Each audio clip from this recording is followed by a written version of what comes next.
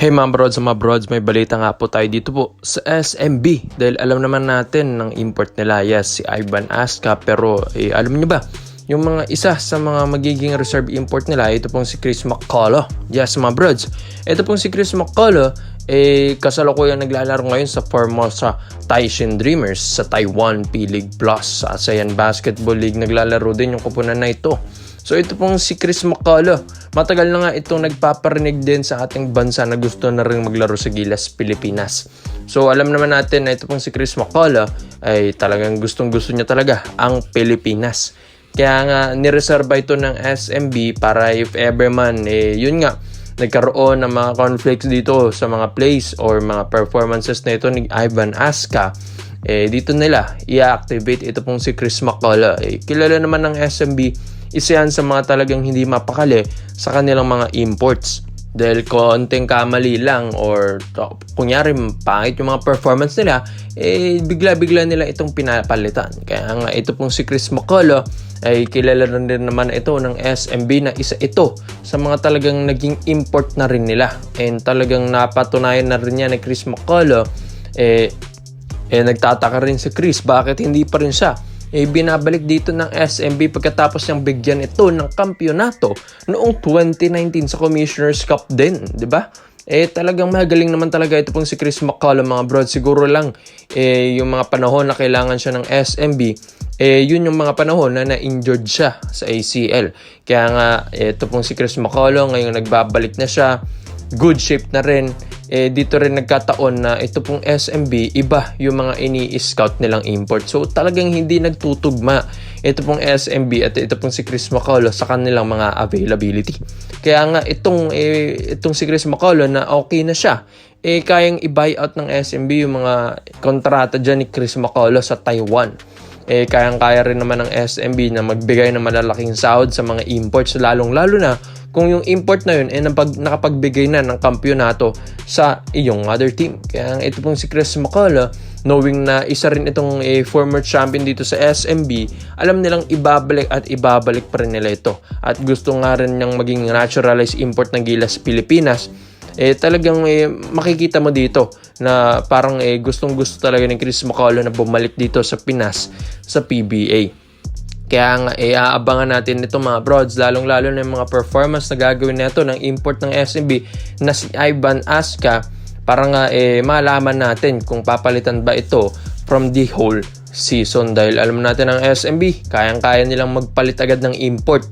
Yung mga reserve imports nga nila ngayong Commissioner's Cup, ang lalakas mga kabroads.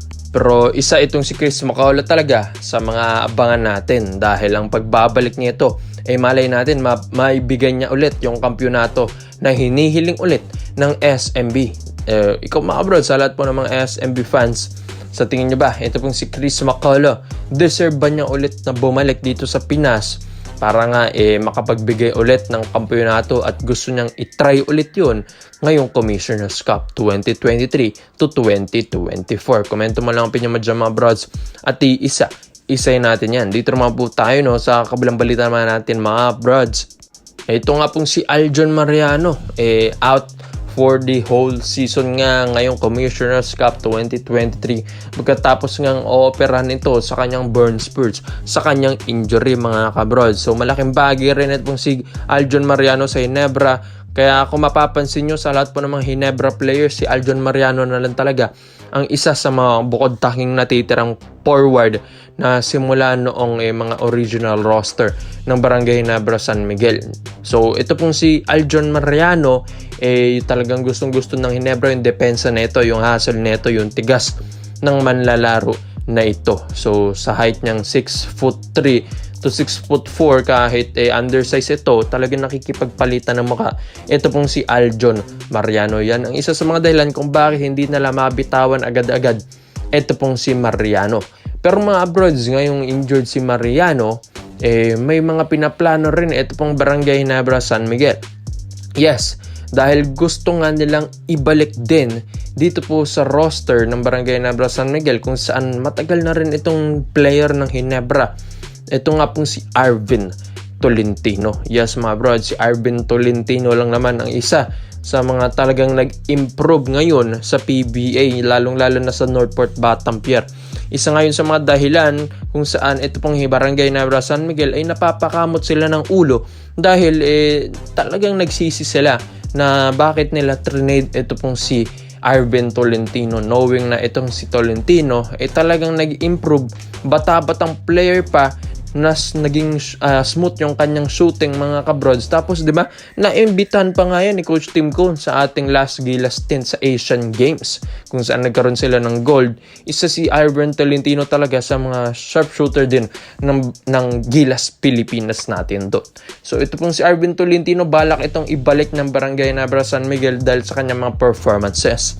So ang balak nga dito ng Barangay Nebra San Miguel ay ito pong si Aljon Mariano, balak nilang i-trade ito sa Northport Batampier dahil madali lang naman makipag-usap dyan sa Northport Batampier.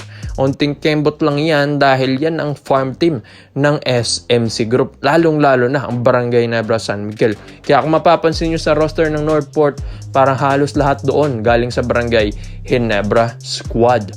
Kaya nga ito pong si Arvin Tolentino, knowing na ito pong si Aljon Mariano injured pa mga kabrods, baka sa pagbalik ni Aljon Mariano lalagyan na agad ito sa trading blocks para makuha itong si Arvin Tolentino. Or kahit nga injured ng isang player, kaya nilang i-trade agad yan basta SMC Group ka, kayang-kaya mong magbigay ng malaking pera mga kabrods. So ito pong si Arvin Tolentino, abangan natin ito mga kabrods dahil ito ay isa talaga sa mga giging future ng PBA. Kaya nga siguro isa yun sa mga dahilan kung bakit nila binigay si Arvin Tolentino sa Northport Batampier, para nga makita nila yung improvement ng batang ito. Sa tingin ko naman talagang nasatisfy na ito pong Barangay Nebra San Miguel dahil yung pag-improve ni Arvin Tolentino ay kakaiba rin dahil talagang winning workout niya ang kanyang sarili. Ito pong Ginebra, alam ko madadagdagan sila ng panibagong shooter na forward pa. So 6'4" or 6'5" din ang height nito ni Arvin Tolentino. So unlike kay Aljon Mariano na kahit may shooting ito sa perimeter, sa jumper, ito pong si Aljon Mariano, kapag itong si Arvin Tolentino ang ipalit mo dito, mas madadagdagan ang shooting ng Barangay Nebra San Miguel dahil di hamak na shooter naman si Arvin Tolentino kaysa kay Aljon Mariano. Kaya komento mo lang ang opinion mo dito mga brods at isay natin yan kung si Tolentino bagay na bang bumalik sa Barangay Nebra San Miguel. Salamat po sa panonood mga brods. This is Overrated dahil yun lang. I'm out. This video is brought to you by 1xBet. So matagal ko nang ginagamit ito mga brods at kumikita na rin ako dito, kaya i-share ko ito sa inyo kung saan ito pong 1xBet ay isang betting platform. Pwede kang tumaya dito ng mga paborito mong kuponan, mapa PBA, NBA at kahit anong sports mga brods.